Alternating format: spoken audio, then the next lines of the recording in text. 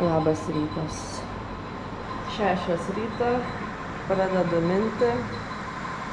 Yra jau dabar, man atrodo, 3:05. Šiandien vėl kem 4. Čia kaip orų pranešėja pirmiausia. Šiandien laukia 100 km vėl iki Rudrapur miestą. Jau hotelis, bet tikiuosi, kad sklandiškė. Nes šituo propeleriu nieko nepavyko pailsėti. Žiauriai pavargus iš po vakar. Galiu tik perkepus daržovę. Tikrai guli lovoje, atrodo 2 valandą atvažiavau, bet nieko nesugebėjau pasidaryti, nei montuoti, nieko. Tai, jo, gerai, varau dviratį lauk ir vėl atgal į sauną. Reikia išlaisvinti Lietuvos vėliavuką, kad gražiai plevasuotų.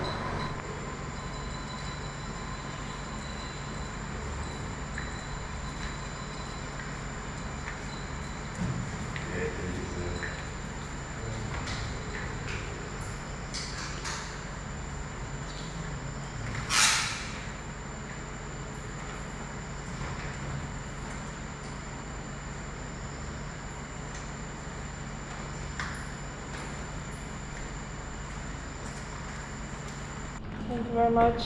Have a good day. Oh my god, it's so chill. Nu, išeisiu lauką, tai temperatūra normali. Muzoniuką dar. Lietuviškas muzikėlės. Laivelį mažą, plonų lentučių, jį man padarė tėtis, kad jūrininku būčiau. Traukitės iš kelio ir duokit laivui kelią. Tururururururu, tururururururu.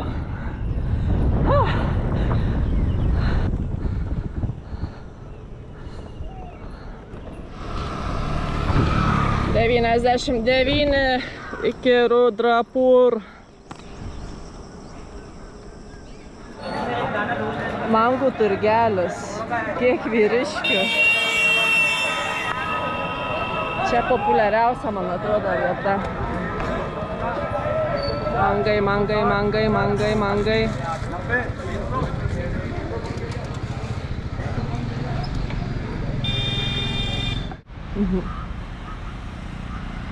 Bananų pertraukėlį. Tai kiek čia sumokėjau už 6 bananus? 30 rupijų. 10 centų. Šitoj daly bent yra vienas privalums vaisiai. Daržovės tikrai pigiau. Kažkaip žmonės labai taip, neapgaudinėti šituo klausimą. Geri bananai. Geri pigus bananai.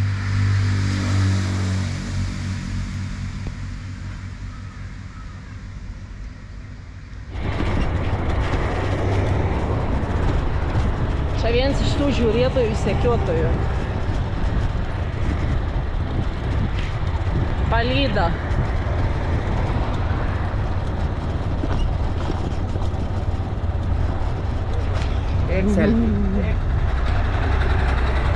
Na, čia nuo pačio ryto tokie šokiruojantis vaizdai. Na, ne šitie. Čia kasdienybė. Bet šiaip buvo toks mašiniuks ir už galą bėga buivols pririšts. Tas buivolas vargšiuks apvirta ir po to mašina jį pradėjo tempti. Aišku, po to viskas gerai, jis atsistoja, kai vairuotojas sustoja. Bet eina savo. Ja.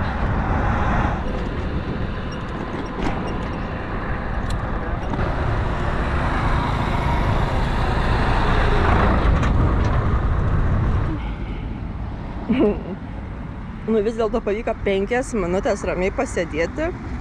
Tada prisistatė kompanija šitą. Prašė selfių. Aš sakau, man nepatinka selfiai. Nenoriu. Ir viskas. Tema baigta. Toliau žiūriu. Jo, mano kasdienybė. Bet nieko, Indijai dar liko 2 dienos, turbūt. Šiandien jau visai neblogai pasistumėta. Už 40 km. O dar tik tai 9. Jo. Viskas pagal planą. Nežinau, ar matos, bet mangai kaba. Dideli medžiai mango. Kažkaip įsivaizdavau visai kitaip.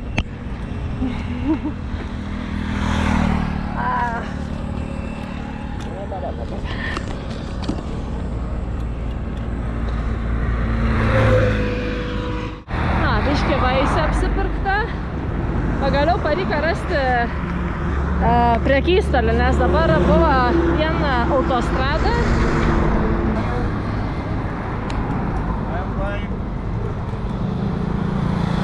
Mangų pripirkta, arbūziks. Per tokį karštį nieko daugiau nesinori. Ir vakar suvalgė talį, indišką patiekalą restorane, kur buvom apsistoję hotelį viešbutį. Tai buvo didžiausia tryda šią naktį. Jo, kai toks karštis, sanitarinės sąlygas dar labiau suprastėjai, dar didesnė tikimybė apsinuodyti.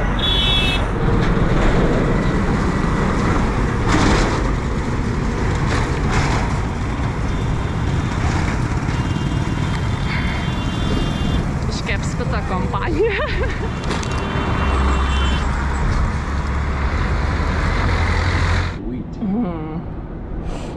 Arbūzai nevykę, teka išmesti, bet mangai tai ohoho. Ohoho. Čia radom tokią pavėsinę su lova ir kažkaip nieks neužmata, nieks neužsuk.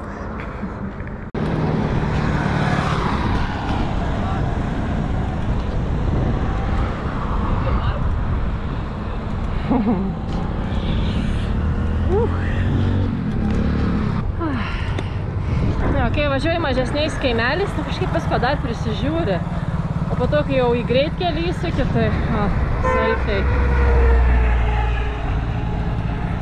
Bandė prieš tai susistabdyti, nes tuo jau tai bent antram plane papozuosiu, ne savo noru. Pakiba. Pakiba ir paliko.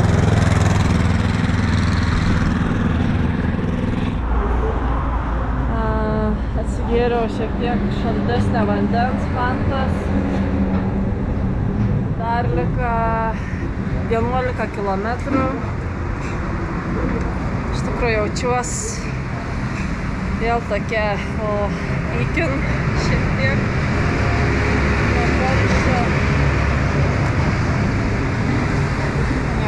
Jau viešbutuks čia pat. Šita mašina tai ledinė yra. Ties vienu posūkiu išblokavo pusę kelią, mane vos nenudaužė ir net nepasižiūrėjo. Žodžiu, visi turi prisitaikyti prie tokių, taip staigiai, visi kitas syk sumasta. Nežinau, apsisukti, persiparkuoti kažką. Dėl to ir tos akys tokios įsitempusios kely, prasidėjo problemas. Nes, neįmanoma kitaip. Turi pastoviai sekti. Ką reklamuoji? Ką reklamuoji? इस आयोजन की शोभा बढ़ाएं तथा जगत गुरु तत्वदर्शी संत रामपाल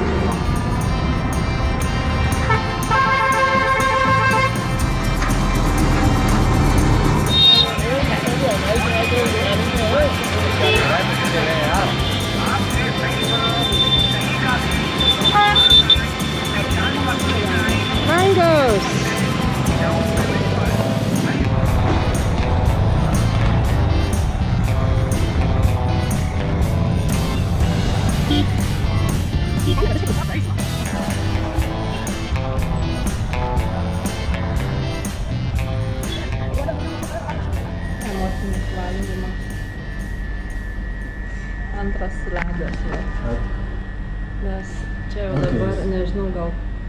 6-5 viešbučius praėjom, neįleidžia turistų.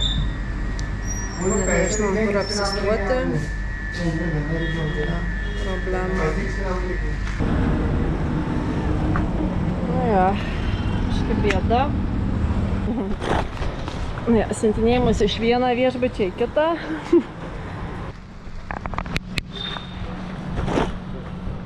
The last days in India.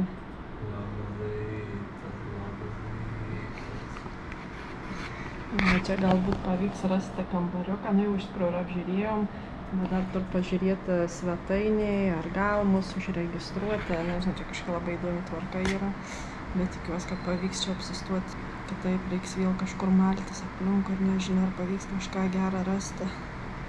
Gerai, paskutinis viešbutukas taip pat neišdegė. Nepavyko žmogui prisijungti prie svetainės, kad užregistruotų mūsų atvykimą. Tai dabar važiuojam dar į kitą viešbutį, trigubai brangesnį. No, it will be hot because AC is off now. When you put this, then AC starts working.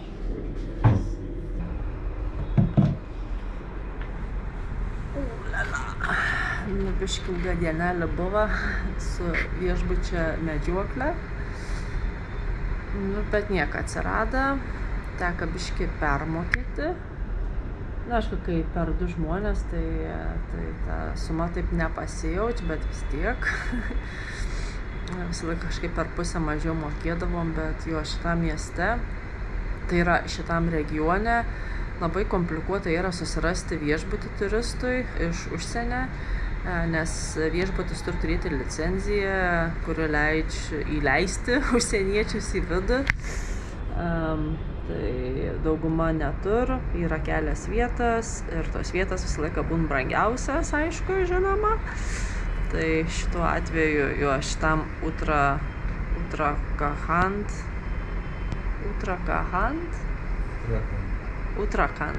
Uttarakhand regione, jo nežinau, ar verta keliauti iš tikrųjų, išskyrus vieną miestą Rishikesh, kur tikrai yra labai turistiškas, tai ar Haridvar, bet visur kitur, tokiuose mažesniuose. Aišku, ten turistai net nelabai ir lankos, tai dėl to ir tų licencijų nereikia. Tikrai pervargau, šiandien buvo mažiau, 43 laipsniai, ne 44. Jo, reikia ilsėtis ir tuoj į Nepalą. Viskas, paskutinė diena šiandien Indijoje. Nu, ne diena, bet vakaras. Tai buvo irgi tokia šventinė vakarienė indiška. Po, man atrodo, 4 mėnesių pertraukas ar 3 pagaliau suvalgiau kažkokį indišką rimtą patiekalą. Jo, be indišką maistą man geriau skrandžiu dėjo. Rytoj į Nepalą, dar 90 km. No, I don't talk. Indijos etapas baigtas. Gerai, susimatom sekančiam video, daugiau nebetaušku, einu miegoti, paspauskit patiktuką, prenumeruokit, jeigu to dar nepadarėt ir iki sekančio. Čiau.